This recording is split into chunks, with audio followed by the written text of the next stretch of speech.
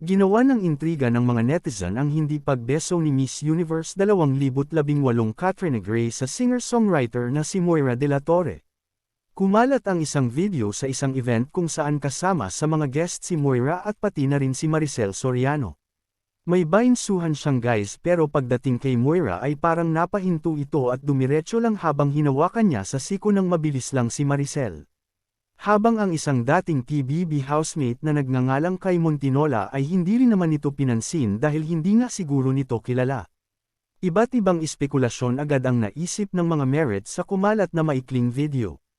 Feeling nila inisnab ni Katrina si Moira dahil nga sa kumakalat na intriga sa pagitan ng Ikaw at Ako singer at sa talent management nitong Cornerstone Entertainment kung saan kabilang din si Katrina.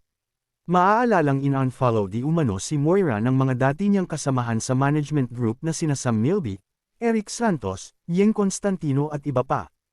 Habang ang ibang merits naman ay ikinonek ang dalawa kay Sam Milby, na ex ni Katrina at kuya-kuyahan naman ni Moira. Pero depensa naman ng ibang netizen ay baka naman daw nginitian ito ni Katrina lalo na at ang kuha ng video ay nasa likod niya kaya hindi kita ang mukha nito. Mukhang ginawan lang ng isyo ang dalawa lalo nga ngayon na ninenega si Moira dahil sa kumakalat na di umano'y attitude problem nito. Hindi rin naman imposible na nagkita na sila backstage o nag-usap sila pagkatapos ng event. Kaloka talaga ang mga merits na lahat na lang ginagawan ng intriga.